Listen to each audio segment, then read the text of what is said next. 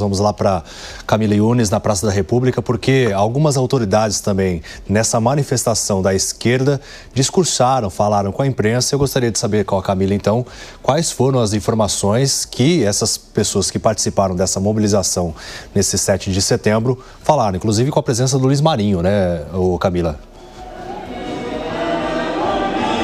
Pois é, David, teve fala assim do ministro do Trabalho, Luiz Marinho, do ministro do Desenvolvimento, Paulo Teixeira, e também do deputado federal Guilherme Boulos. Só para a gente trazer antes uma atualização de qual o cenário que a gente tem desses atos no momento, que acontece aqui na Praça da República, a dispersão já está acontecendo. Olha só, o pessoal já está indo embora por aqui. A Avenida Ipiranga já foi liberada para passagem de veículos. O carro de som já anunciou também nessa dispersão. E o pessoal já está indo embora, porque a ideia era justamente que esse ato começasse antes do ato que vai acontecer na Paulista agora à tarde, expectativa de a partir das 3 horas da tarde, né? São movimentos opostos, então a ideia era que acontecesse também em horários distintos. Bom, o ministro do Trabalho, Luiz Marinho, ele falou no carro de som, né, discursou para o pessoal aqui.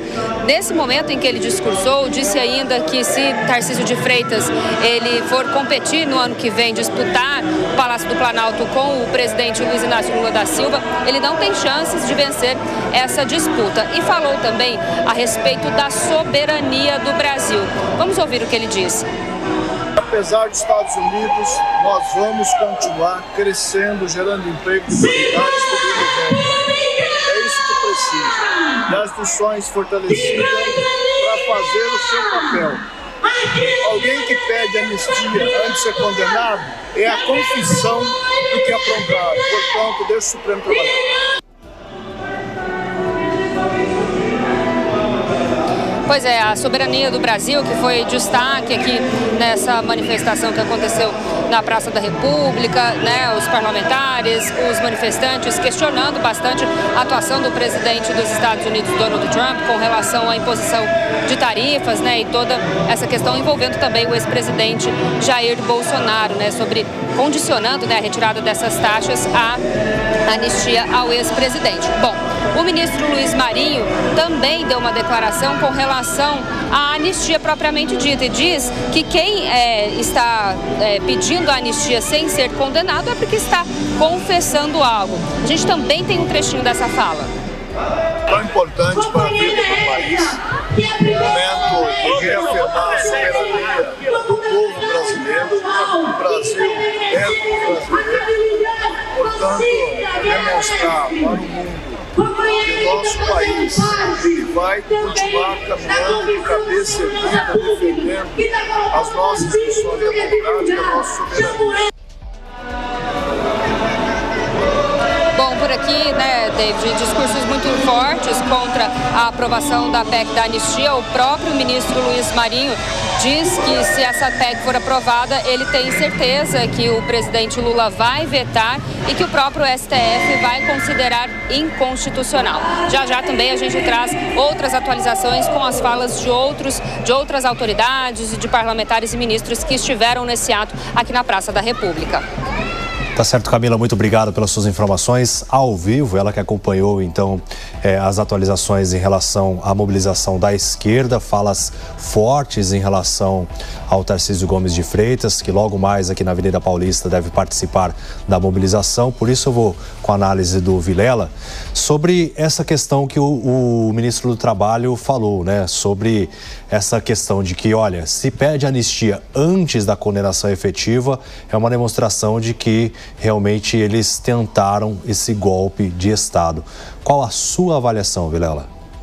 Olha, David, isso é um discurso do ponto de vista político forte, marcante para Marinho, no sentido de fragilizar a fala da oposição, a fala do pedido de anistia por parte da oposição.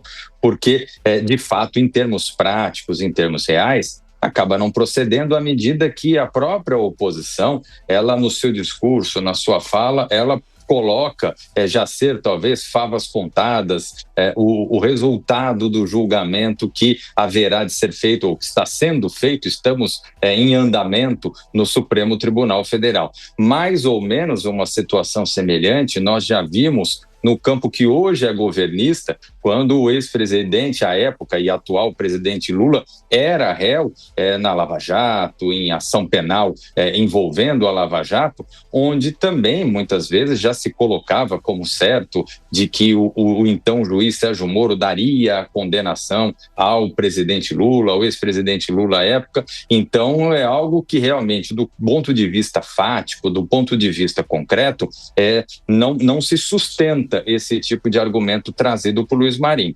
O fato é que o que vivemos nesse momento é uma disputa, claro, uma disputa de discurso do ponto de vista político. E do ponto de vista político, ambos os lados, ambos os setores têm interesse em promover essa disputa acirrada no sentido de movimentar a sua torcida, de movimentar o seu grupo de apoio, o seu grupo de apoiadores e ter esse grupo forte visando as eleições de 2026. Não dando espaço, por exemplo, para que surjam outras lideranças, surjam outras teses, surjam elementos que tentem emergir um discurso de centro, por exemplo, um discurso antipolarização, ou seja, à medida que essa disputa, que a disputa eleitoral, a disputa do discurso, ela fica muito marcada no nós contra eles, num lado versus outro lado, no fla-flu, não abre espaço para que outros atores venham.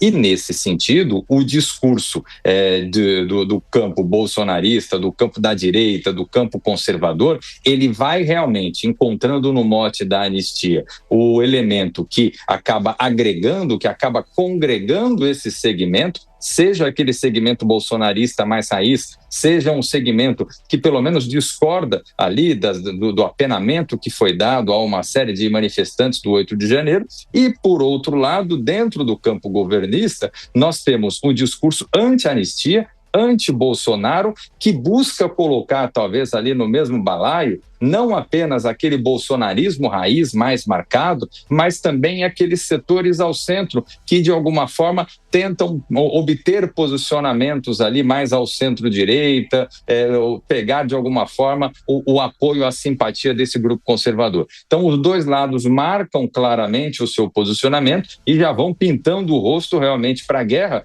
que é uma guerra que já se iniciou e tem como vistas as eleições de 2026. Sem dúvida alguma.